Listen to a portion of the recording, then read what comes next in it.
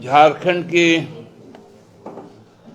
इस प्रचंड विजय के साथ आप सबको मालूम है कि 28 तारीख को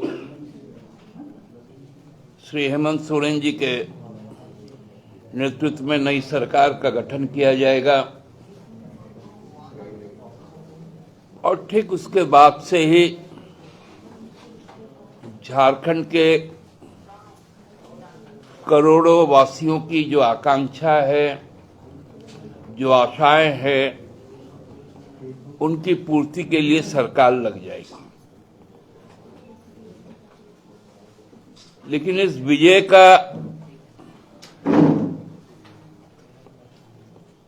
जो परिणाम हमारे राजनीतिक प्रतिद्वंदी के पास हुआ, वो सही में अब भी लगता है कि लोकतंत्र के इस जनादेश को वो लोग पचा नहीं पा रहे। कल से भारतीय जनता पार्टी के जो इस राज्य में घुसपैठ किए थे, जिन नेताओं ने जो यहाँ के मूलवासी और आदिवासियों को दबाकर अपना नेतृत्व थोपा था, उनको ये बात हजम नहीं हो पा रही।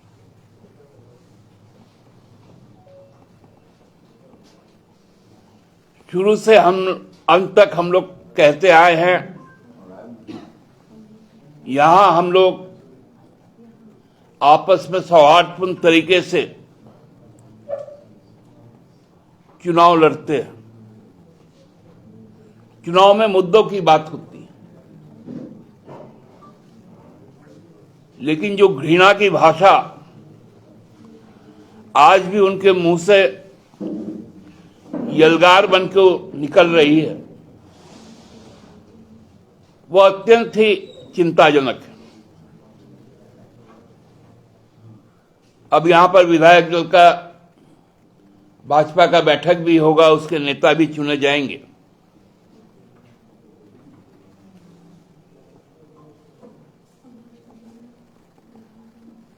लेकिन जिन क्षेत्रों में जाकर सबसे ज्यादा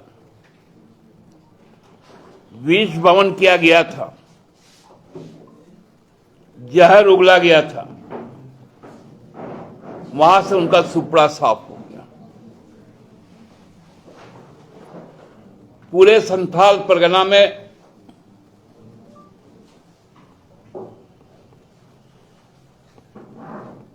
केवल रुदाली के लिए एक सीट मिला 18 में से।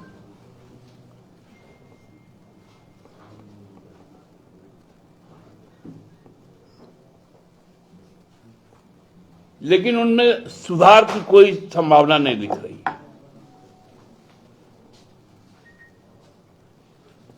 जो व्यक्ति जब से विधायक बना था राजमहल से, वो अपने सरकार में रहते हुए भी इस बात को उठाता था, लेकिन सरकार उनकी भी जानती थी कि यहां कोई घुसपैठ नहीं है। लेकिन उसके जिद के कारण इस बार उनका केंद्रीय नेतृत्व इस प्रकार की बातें करने लगा।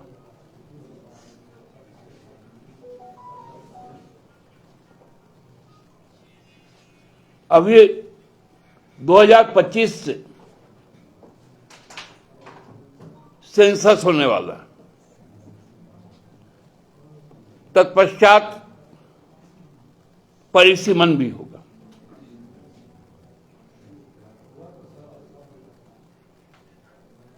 हम लोगों ने इसके पूर्व भी 2012 में जब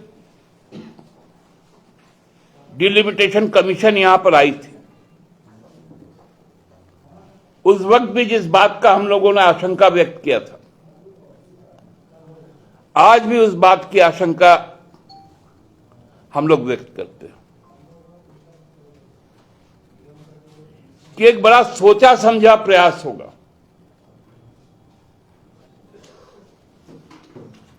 कि यहां जो आदिवासी आरक्षित सीटें हैं,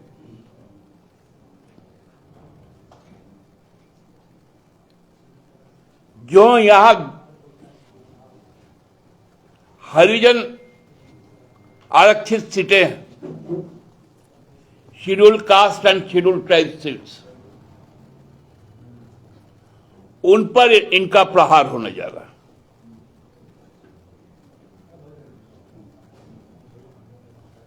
क्योंकि इन इलाकों के लोग इनको भाते नहीं, न दलित इनको भाता है, न आदिवासी इनको भाता है, न अल्पसंख्यक इनको भाता है, न युवा इनको भाता है, न किसान भाते हैं, न महिलाएं भाती।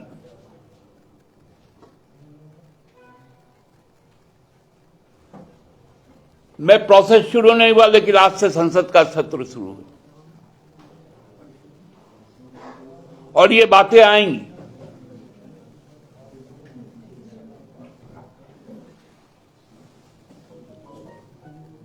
पॉपुलेशन सेंसस के पूर्व रजिस्ट्रार जनरल ऑफ इंडिया, जो इसकी जिम्मेवारी लेते हैं, उनको यह तय करना पड़ेगा कि हमारे इस राज्य में जो अनुपात में विधानसभा की सीटें हैं, उसमें आरक्षित सीटों का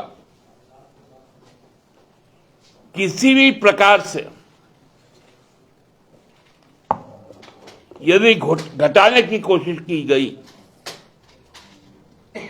तो वह सही नहीं होगा। और ये कोशिश उनकी है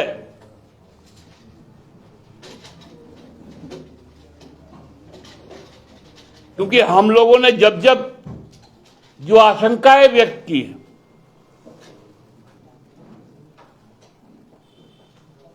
वो आशंकाएं हर वक्त सही साबित होती, क्योंकि हम लोग इनके मनुवादी ख्याल को समझते हैं, मनुवादी सोच को समझते हैं।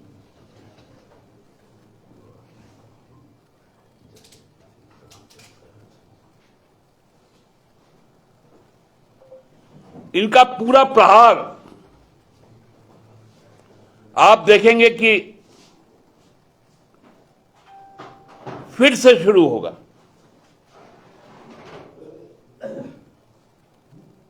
ये जानते हैं यहां के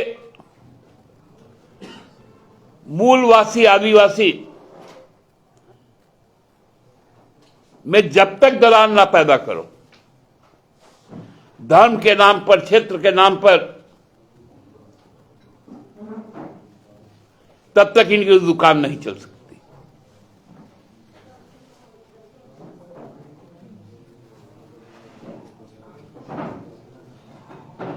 यह गंभीर विषय है,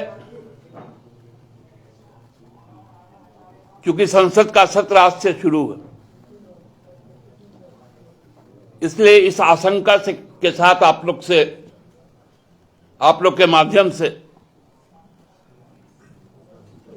मैं व्यक्त करना चाहता था। आप सबको पुनः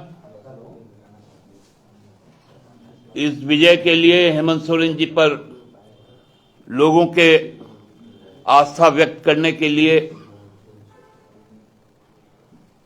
हमारे सभी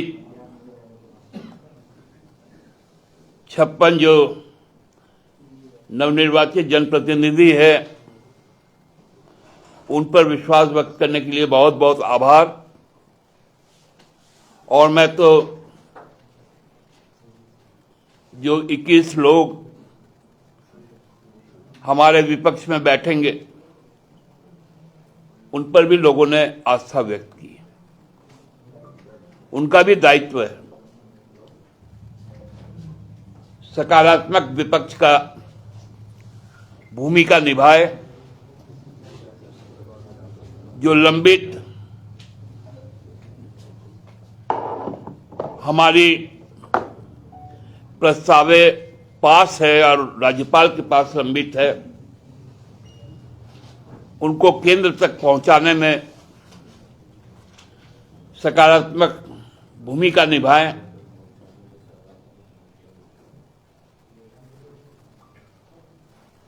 एक नौजवान जो जेकेएलएम का नेता है, उनके प्रति भी लोगों ने और उनके प्रत्याशियों के प्रति भी लोगों ने जो विश्वास व्यक्त किया है, उनको भी चाहिए कि वो सरकार के साथ सकारात्मक दिशा में चले